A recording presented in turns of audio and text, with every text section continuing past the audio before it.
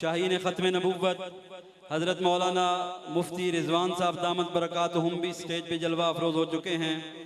उनसे मैं मुल्तमिस हूँ कि वो तशरीफ़ लाएँ और अपने खिताब आलिया से हम सबको मुस्तफ़ीज़ फरमाएँ। एक दफ़ा बावाज़ बुलंद अपनी बेदारी का सबूत नारे तकबीर, ताज व तख्त ख़त्म नबूव्वत, अज़मत सहाबा, खिलाफत राशिदा। हज़रत अस्सलामु अलैकुम वरहमतुल्लाहि वबरकातुहू।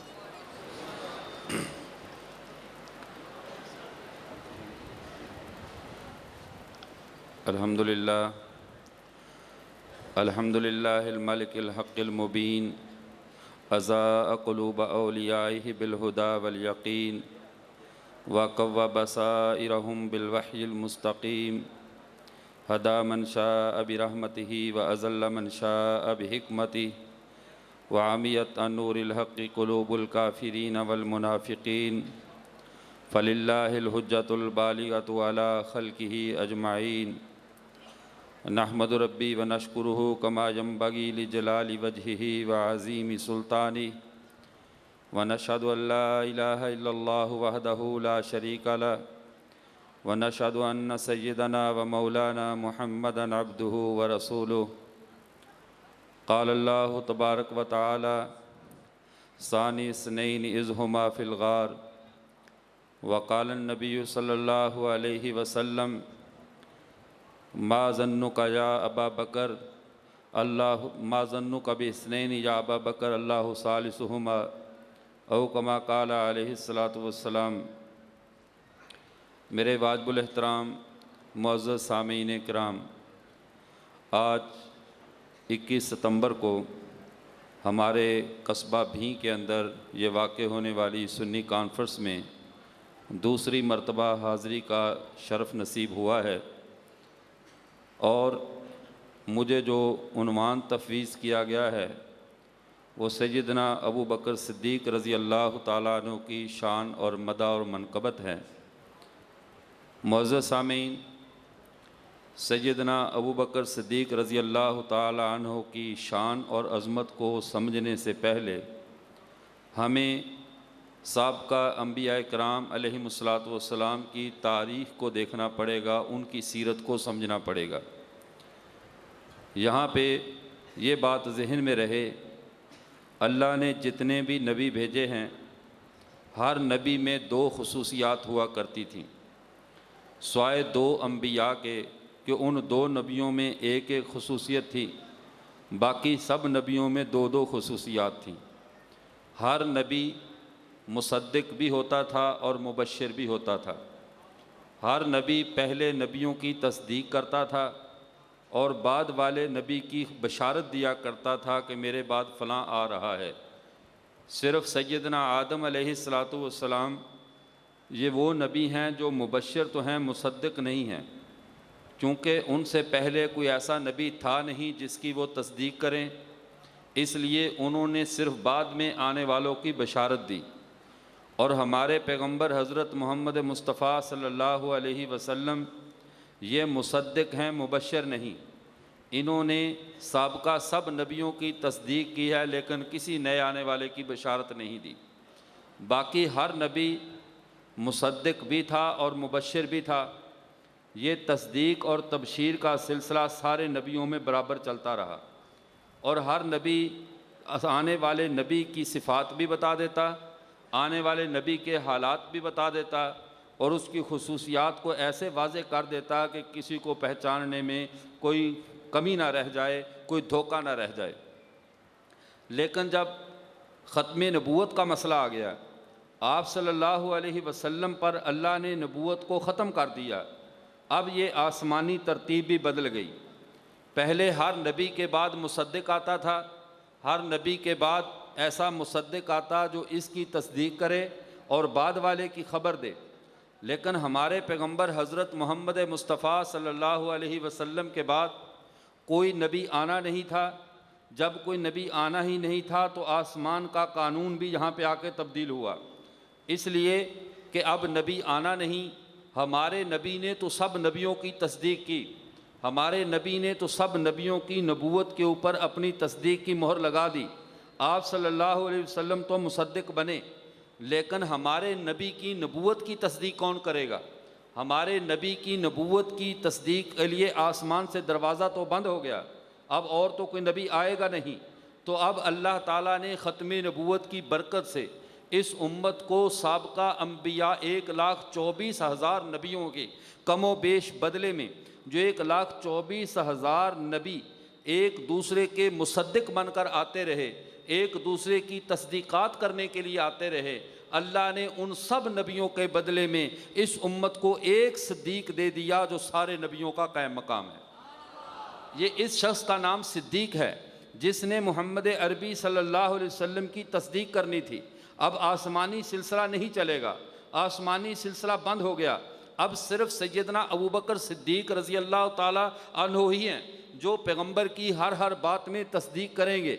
हत्ता कि जब आप सल्लल्लाहु अलैहि वसल्लम मेराज की रात आसमानों पर तशरीफ़ लेकर गए, उस वक़्त हज़रत जिब्राइल रूहुल अमीन से उनसे आप सल्लल्लाहु अलैहि वसल्लम ने अर्ज़ की, फरमाया कि ए जिब्राइल, जो कुछ मैंने इस रात में देखा है, जो इतना लंबा सफ़र किया है, अक्ल इंसानी से मावरा है, तो मैं जब वापस जाकर अपनी उम्मत को ये बात बतलाऊँगा कि वो तो मेरी तरदीद करेंगे, मेरी तकज़ीब करेंगे। उन्होंने जिब्राइल ने फ़ौरन कहा इल्ला इब्न अबी कहाफ़ा, लेकिन कहाफ़ा के बेटे अबू बकर के मासवा फ़हुवा सदीकुन इंदल्लाहि ताला फ़हुवा सदीकुन फ़िस्समा। रवायात मुख्तलिफ हैं कि ये अल्लाह के यहाँ सिद्दीक लिखा हुआ है।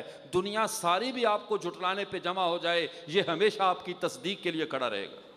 ये सिद्दीक है, ये मकाम सिद्दीकियत है। इसीलिए यहाँ से मसला खिलाफत बिला फसल का भी समझ में आ गया कि जब सिद्दीक, चूँकि मुसद्दिक नबी के बाद जो आता है फ़ौरन वही आता है जो मुसद्दिक हो, तो हमारे पैगंबर के बाद भी फ़ौरी वही आएगा जिसका नाम सिद्दीक हो, ताकि वो नबूवत की तस्दीक करे, वो हर मामले में पैगंबर की ज़ात के अंदर फ़ना हो। यहाँ पे एक और तरीके से भी बात को समझ लें। सैयदना अबू बकर सिद्दीक रज़ी अल्लाह ताला अन्हु एक तो मकाम ख़त्म नबूवत की वजह से ये सिद्दीक बने हैं, और कभी भी आपने तारीख़ की किताबों में पढ़ा होगा, उलमा से सुना होगा कि कुरान जब भी उतरा है हज़रत उमर की तायीद पे उतरा है। कुरान की जब वही इख्तलाफ राय की सूरत में जब आई है तो हज़रत उमर को मुआफ़क़ात उमर के नाम पे 27 बार कमो बेश अल्लाह ने कुरान उतारा है। लेकिन सैयदना अबू बकर सिद्दीक रज़ी अल्लाह ताला अन्हु की तस्दीक के लिए, उनकी किसी राय की तायीद के लिए अल्लाह ने कुरान नहीं उतारा। क्यों?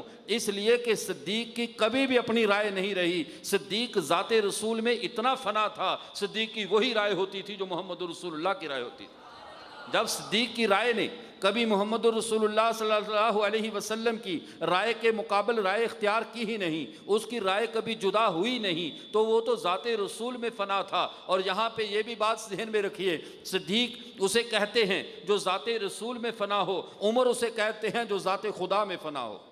उमर के अंदर एक सिफ़त जलाल थी, उमर की तबीयत में जलाल था, इसीलिए तो वो ज़ाते खुदा में इतने फ़ना थे। नबी करीम सल्लल्लाहु अलैहि वसल्लम ने फरमाया लौ कान अबादी नबियन लकान उमर, अगर मेरे बाद किसी को नबी बनना होता तो वो उमर बनता। क्यों? उमर की राय खुदा की राय से मिलती है, उमर खुदा के इरादों का बड़ा ऊंचा शहबाज है। इस सब के बावजूद कि उमर खुदा के इरादों में परवाज़ करने वाला है, अभी वही ज़मीन पे नहीं आती थी, उमर के दिल पे पहले उसका साया पड़ने लग जाता था। उमर ज़मीन पे इरादा करता था। क्यों इरादा करता था? कि उसके दिल पे वही बात पहले अल्लाह तारीख कर देते थे जो अल्लाह का हुक्म आने वाला होता था। इतनी बुलंद परवाज़ के बावजूद लेकिन सैयदना अबू बकर सिद्दीक रज़ी अल्लाह ताला अन्हु, इनका दिल रसूलुल्लाह के दिल के मातहत था। इनकी ज़ात रसूलुल्लाह की ज़ात में एक अपने आप को फ़ना कर चुकी थी। यही वजह है, अगर वही आती थी रसूलुल्लाह सल्लल्लाहु अलैहि वसल्लम पे, जो हुक्म रसूलुल्लाह सल्लल्लाहु अलैहि वसल्लम पे उतरता था,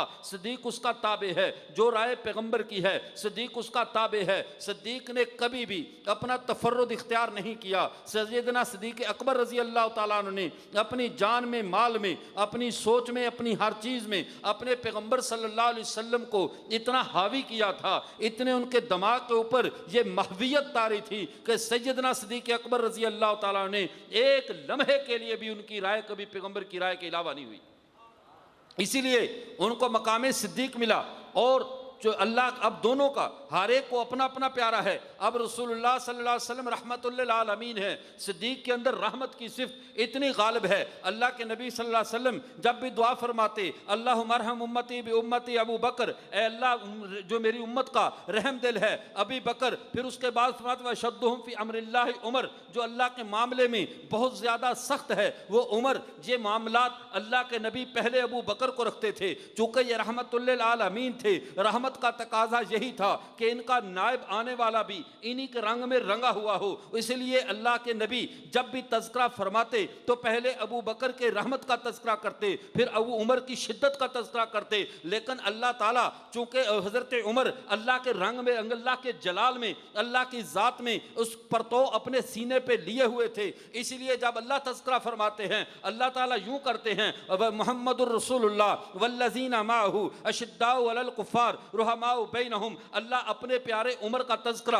अशिद्दाउ अलल कुफ़ार कह के पहले करते हैं, अबू बकर का तज़किरा रुहमाउ बैनहुम कह के बाद में करते हैं। दोनों अपने अपने प्यारों का नाम ले रहे हैं, दोनों को हक हासिल है। अल्लाह को ज़्यादा प्यारा उमर है, अल्लाह पहले अशद्दुहुम फी, अल्लाह ताला सबसे पहले हज़रत उमर का तज़किरा करते हैं व रुहमाउ बैनहुम कह के अबू बकर का तज़किरा बाद में करते हैं। अल्लाह के नबी को अबू बकर ज़्यादा प्यारे हैं। सैयदना अल्लाह के नबी पहले सैयदना अबू बकर का तज़किरा करते हैं, अल्लाहुम्मा अरहम उम्मती बि उम्मती अबू बकर व अशद्दुहुम फी अम्रिल्लाहि उमर। जो उमर को दूसरे नंबर पे रखते हैं। हर एक को हक हासिल है अपने अपने प्यारे का जैसे मर्जी नाम ले। अब सैयदना अबू बकर सिद्दीक रज़ी अल्लाह ताला अन्हु, मैं इनका तज़किरा कर रहा था कि इनको जो अल्लाह ने शर्फ अता फरमाया, इनको जो सहाबा में मकाम अता फरमाया, यहाँ पे दो मकामात को समझ लो। एक मकाम मुहद्दसियत है और एक मकाम सिद्दीकियत है। मकाम मुहद्दसियत, मुहद्दस किसे कहते हैं? तमाम उलमाए लुगत ने ये लिखा है, मुहद्दस उसे कहते हैं कि जो अल्लाह से हम कलाम हो लेकिन वो नबी ना हो, बगैर नबी के होते हुए जो खुदा से बातें करता हो, उसे मुहद्दस कहा जाता है। सैयदना उमर रज़ी अल्लाह ताला अन्हु इस उम्मत के मुहद्दस हैं और मुहद्दस इतने बड़े हैं, नबी करीम सल्लल्लाहु अलैहि वसल्लम ने फरमाया लक़द कान फ़ीमा क़ब्लकुम मिनल उममी मुहद्दसून, जो पहली उम्मतें गुजरी हैं उनमें मुहद्दस हुआ करते थे, जो अल्लाह से बातें किया करते थे। फ़इन यकुन अहदुन फ़ी उम्मती फ़हुवा उमर बिन अल-ख़त्ताब, अगर मेरी उम्मत में कोई ऐसा बंदा है जो खुदा से हम कलाम होता है, जो नबी नहीं है लेकिन खुदा से मशवरे करता है, नबी नहीं है खुदा से बातें करने का उसे शर्फ हासिल है, वो उमर बिन ख़त्ताब है। ये दर्जा उमर का है। एक मकाम सिद्दीकियत और एक मकाम फारूकियत जिसे मकाम मुहद्दसियत कहा जाता है। अब हम अपनी ज़ाहरी नज़रों से देखें, हमें मकाम मुहद्दसियत बड़ा नज़र आता है। जो खुदा से हम कलाम हो, जो खुदा से बातें करे, उसका दर्जा कितना ज़्यादा होगा। लेकिन मकाम मुहद्दसियत कितना बुलंद है। खुदा की तकवीन के दायरों में, खुदा के इरादा कुन के दायरों में सबसे ऊंची परवाज़ करने वाला मुहद्दस होता है। लेकिन इसके बावजूद वो मुहद्दस मकाम सिद्दीकियत को कैसे बयान कर रहा है? वो मुहद्दस कह रहा है, ए अबू बकर, मेरी सारी ज़िंदगी इस मुहद्दस की ज़िंदगी की इबादत ले लो, अपनी एक रात की इबादत दे दो। मुहद्दस की सारी ज़िंदगी की इबादत मकाम सिद्दीकियत वाले की एक रात का मुकाबला नहीं कर सकती। ये मकाम सिद्दीकियत पे अबू बकर हैं। इसीलिए चूँकि खिलाफत का मसला था, पैगम्बर सल्लल्लाहु अलैहि वसल्लम के बाद बिला फसल मनसब खिलाफत पे उसी को बैठना था। जैसे साबका नबियों के बाद मुसद्दक आते थे, ज़रूरी था मेरे पैगम्बर के फौरी बाद वो है जो सिद्दीक हो, जो अल्लाह के यहाँ भी सिद्दीक हो, उम्मत के यहाँ भी सिद्दीक हो, जो हर बात में मेरे पैगम्बर की तस्दीक करे। यही तो वजह है जब मुसैलमा कज़्ज़ाब ने दावा नबूवत किया, सैयदना अबू बकर सिद्दीक रज़ी अल्लाह ताला ने कोई मशवरा नहीं किया। मशवरा करने की ज़रूरत क्या थी?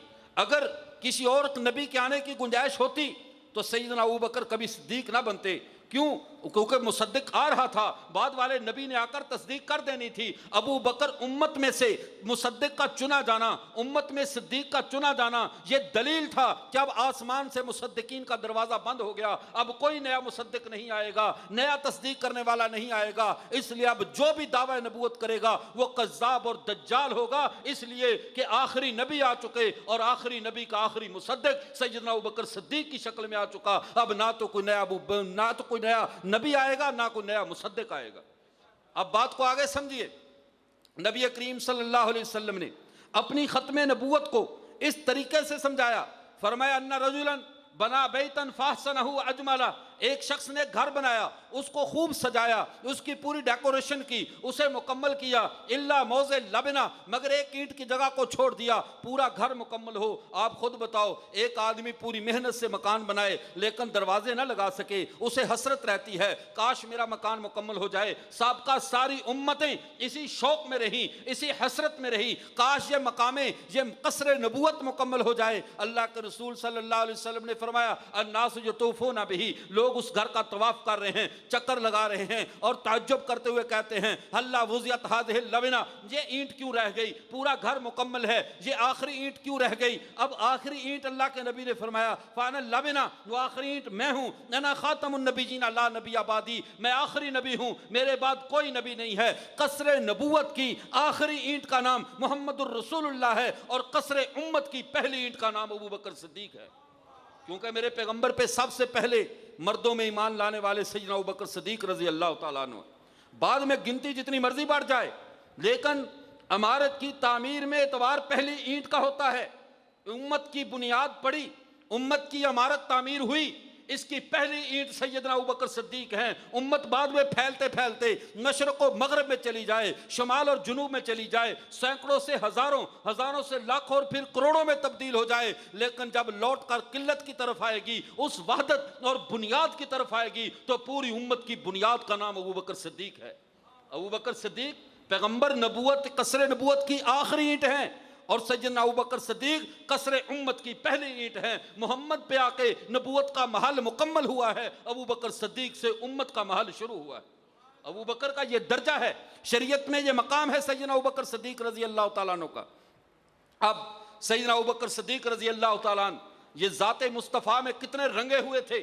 एक लम्हे के लिए भी रसूलुल्लाह सल्लल्लाहु अलैहि वसल्लम की ज़ात से बाहर निकलना, रसूलुल्लाह के फैसलों से बाहर निकलना, रसूलुल्लाह सल्लल्लाहु अलैहि वसल्लम के किए हुए कज़ा और फैसले और हुक्म से बाहर का सोचना, यह शान सिद्दीकियत के खिलाफ था।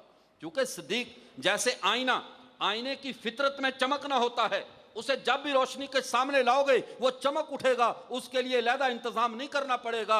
सैयदना सिद्दीक अकबर की फितरत में अल्लाह ने पैगंबर की तस्दीक लिखी थी, फितरत में उसमें पैगंबर की ज़ात में फनायत लिखी थी, इसलिए अबू बकर सिद्दीक कभी भी अपने पैगंबर के बारे में, उनकी राय की तरदीद के बारे में सोच भी नहीं सकता। सिद्दीक नाम ही पैगंबर की हर बात की तस्दीक का है। यही तो वजह है सैयदना अबू बकर सिद्दीक रजी अल्लाह तआला अन्हु से जब रसूलुल्लाह सल्लल्लाहु अलैहि वसल्लम ने पूछा, अबू बकर तेरी को पसंद बता, कहा ये लंबी हदीस है, इसके बारे में अल्लाह के रसूल मुझे 3 बातें पसंद हैं और 3 बातों में भी ज़ाते रसूल मुकद्दम है, अबू बकर की अपनी ज़ात मुकद्दम नहीं है। कहा अल्लाह के रसूल मेरी पहली पसंद ये है, माल मेरा हो, मैं कमा कमा के लाऊं, आप अपने हाथों से खर्च करते रहो, माल मैं लाऊं, खर्च करने वाले हाथ आपके हों। फरमाया दूसरी पसंद क्या है? कहा अल्लाह के रसूल बेटियां मेरी हों, मैं एक बेटी मेरी फौत होती जाए, मैं बार बार आपके निकाह में देता जाऊं। मेरी एक पसंद ये है आपका घर भी आबाद रहे तो मेरी बेटियों की वजह से रहे, आपके हाथों से सदका खैरात होता रहे तो मेरे माल से होता रहे। फरमाया तीसरी पसंद, कहे अल्लाह के रसूल आंखें मेरी हो, चेहरा आपका हो, तीनों बातें मेरी आपकी जात के साथ वाबस्ता है। अब इस सिद्दीक का कोई लहदा, सिद्दीक कोई लहदा हस्ती का नाम नहीं था, सिद्दीक पैगंबर की फनाइयत का नाम था, सिद्दीक पैगंबर की जात में फना फिर रसूल होने का नाम सिद्दीक अकबर था। यही वजह है जब आप सल्लल्लाहु अलैहि वसल्लम के बाद आप सल्लल्लाहु अलैहि वसल्लम ने अपनी जिंदगी में हजरात सहाबा से कहा, मुरू अबू बकर फलयुसल्ली बिन्नास, लोगों से कहो अबू बकर को मुसल्ले पे खड़ा कर दें। ये एक सियासी फैसला था। अल्लाह के नबी ये भी तो कह सकते थे अबू बकर को मेरा पैगाम दो, अबू बकर को बुलाओ, मैं उसे मुसल्ले पे खड़ा करता हूं। रसूलुल्लाह सल्लल्लाहु अलैहि वसल्लम ने ये अपनी राय बता दी कि मेरी राय यह है कि अबू बकर को मुसल्ले पे खड़ा करो। हजरत आयशा रजी अल्लाह तआला अन्हा ने सोचा मेरे बाप बड़े नरम दिल हैं, शायद वो इतना बात बर्दाश्त ना कर सकें कि आज मैं अपने नबी के मुसल्ले पे खड़ा हूँ और मेरे आका बीमार हैं। हज़रत उमर को पैगाम भेज दिया कि नमाज आप पढ़ा दें। हज़रत नबी करीम सल्लल्लाहु अलैहि वसल्लम, हज़रत उमर जहीर सौत थे, हज़रत उमर की आवाज़ कुछ बुलंद थी। नबी करीम सल्लल्लाहु अलैहि वसल्लम को होश आया तो देखा हज़रत उमर नमाज पढ़ा रहे हैं। अल्लाह के नबी ने फौरन मना कर दिया, अल्लाह और अल्लाह का रसूल और ये उम्मत अबू बकर के मासवा किसी से राजी नहीं हो सकती। उमर को कहो छोड़, अबू बकर को कहो नमाज पढ़ाए। अल्लाह के नबी को पता था आज जो मेरी जिंदगी में मेरे मुसल्ले का इमाम बनेगा, उम्मत ने बाद में इसको पूरी उम्मत की क़यादत और इमामत दे देनी है, इसलिए खलीफा बिला फसल अबू बकर ही जचता है। कहा मेरे मुसल्ले पे यही खड़ा हो। अल्लाह के नबी ने सैयदना अबू बकर सिद्दीक रजी अल्लाह तआला को मुसल्ले पे खड़ा कर दिया, और जब आप सल्लल्लाहु अलैहि वसल्लम ने पर्दा फरमाया दुनिया से, उस वक़्त अब पता चला कि मदीने में कुछ लोग खिलाफत के मसले पे बात कर रहे हैं। तो हज़रत अबू बकर सिद्दीक, हज़रत उमर और बाद हज़रत साद इब्न अबी वक़ास रज़ी अल्लाह तआला अन्हु, ये 3 सहाबा सकीफ़ा बनी सादा में चले गए। और आज कुछ लोगों को ना आगे का पता होता है ना पीछे का, वो आज के हालात को लेकर इतराज़ शुरू कर देते हैं। नबी की लाश मुबारक पड़ी हुई थी और ये खिलाफत के लिए लड़ रहे थे, ये हुकूमतें तकसीम कर रहे थे। अल्लाह के बंदो, ये लाश के पड़े रहने का परेशानी वहाँ होती है जहाँ लाश के ख़राब होने का अंदेशा हो। नबियों का जिस्म तो महफूज होता है। हमारा तो अकीदा ये है, मेरे पैगंबर सल्लल्लाहु अलैहि वसल्लम जिस तरह इस दुनिया में जस्दे अतहर आपका महफूज और मुअत्तर था, उसमें बदबू पैदा नहीं हो सकती थी, इसी तरह मेरे पैगंबर आज भी कब्र में हयात हैं, उनका जिस्म महफूज है, इसीलिए वहाँ तो ये खदशा ही नहीं था। अगर अल्लाह के नबी सल्लल्लाहु अलैहि वसल्लम को बिलफर्ज वल महाल मैं कह रहा हूँ, आज के दिन तक भी उम्मत मुसलमा तदफीन न करती, मेरे पैगंबर का जिस्म मुतगय्यर ना होता, वैसे ही खुशबूदार रहता जैसे पैगंबर की जिंदगी में खुशबूदार था। इसलिए वहां तो यह खतरा ही नहीं था। और पूरी दुनिया की सियासी डिप्लोमेसी का एक उसूल है, जब तक नए खलीफा का तकर्रुर ना हो, जब तक नए हाकिम का तकर्रुर ना हो जाए, उस वक्त तक पहले की तदफीन नहीं होती। यह आलमे अरब में भी था, रूम में भी था, शाम में भी था। अगर सहाबा ने उसी कानून के तहत पैगंबर की तदफीन से पहले पहले उम्मत के खलीफे को बना लिया, असल में तकलीफ किन को थी? जो ये उम्मीद लगाकर बैठे हुए थे कि मोहम्मद के जाने की देर है, या आपस में लड़ कर मर जाएंगे, अब फिर हम इनसे निपटेंगे। उनकी सब की ख्वाहिशात पे अल्लाह ने पानी फेर दिया। इनके ज़हन में था ये आपस में लड़ेंगे, फिर हम अजमी इंतकाम लेंगे, फिर हम इनको टुकड़ों में बांटेंगे। उम्मत मुत्तहद रही पैगंबर सल्लल्लाहु अलैहि वसल्लम की मौजूदगी में, पैगंबर का जज्दे अथर अभी मौजूद है। पैगंबर ने एक खलीफा पे जमा होकर बता दिया कि ये पूरी की पूरी उम्मत मोहम्मद की तरबियत पे है, ये लालची नहीं है, ये इक़्तिदार की भूखी नहीं है, ये आपस में लड़ने वाली नहीं है। सब की उम्मीदों पर पानी फिर गया। जो उम्मीद लगाकर बैठे थे ना कि ये आपस में लड़ेंगे तो हमें फायदा होगा, जब अल्लाह के नबी की तदफीन से पहले सब के सब अबू बकर पे जमा हो गए, तो उनके चिराग तो बुझने थे या नहीं बुझने थे? उनके घरों में तो परेशानी होनी थी या नहीं होनी थी? उनका परेशान होना बनता भी है, हम उनको उनका हक देते हैं। लेकिन बात यह है, ये परेशानी जितनी भी थी, अब तबर्रा शुरू कर दिया कि ये खलीफा बिला फसल, ये खिलाफत के ऊपर गसब है, ये खिलाफत के ऊपर ज्यादती है। अबू बकर ने खिलाफत को जबरदस्ती ले लिया, उसके बाद उमर जबरदस्ती काबिज हो गया। अल्लाह की हिकमतों पे कुर्बान जाऊं। उसके बाद वाक़या करबला हो गया। उसके बाद क्या हुआ? वाक़या करबला ना होता, हमें खुलाफाए सलासा की खिलाफत के बरहक होने का पता ही ना चलता। आज वाक़या करबला ने साबित कर दिया, चारों खुलाफा की खिलाफत बिल्कुल बरहक थी। क्यों? अगर यजीद फासिक था, यजीद गलत था, अली का बेटा बर्दाश्त नहीं कर सका। अगर 3 खुलाफा गलत थे तो अबू अली ने कैसे बर्दाश्त कर लिया?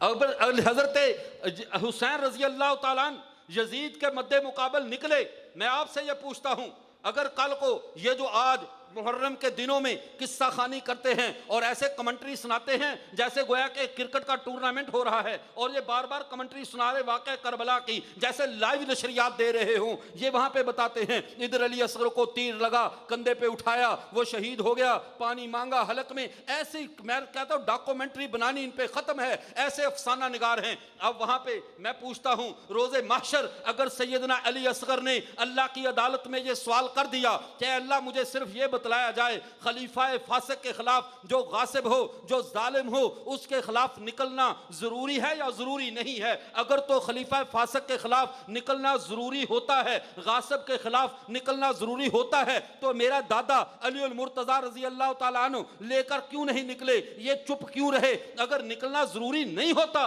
तो मेरे बाप ने हमें शहीद क्यों करवा दिया? दोनों बातों में जो जवाब चुनना है चुन लें।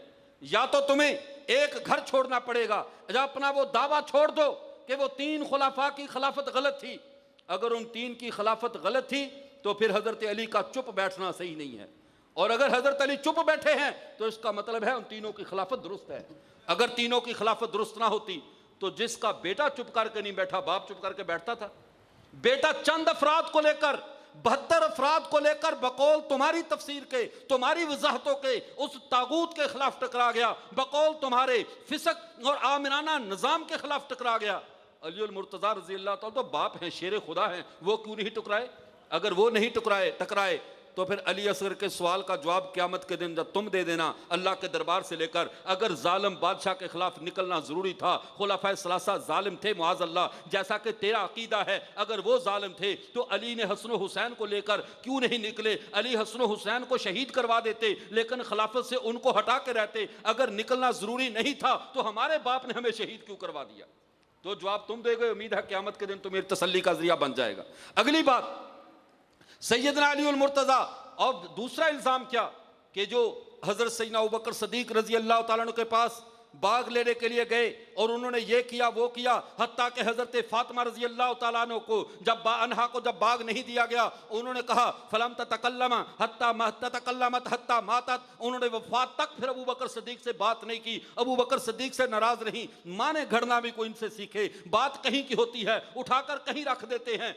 मैं पूछता ये हूँ, बाग तो एक छोटा सा होगा, ज़्यादा 2-4 एकड़ रकबा है, इससे ज़्यादा लगा लो, 64 लाख मुरब्बा मील ज़्यादा है या चंद एकड़ का बाग ज़्यादा है? बतलाइए भाई। और बात समझ भी आ रही है, सो तो नहीं गए ना? अब 64 लाख मुरब्बा मील ज़्यादा है या चंद एकड़ का बाग ज़्यादा है?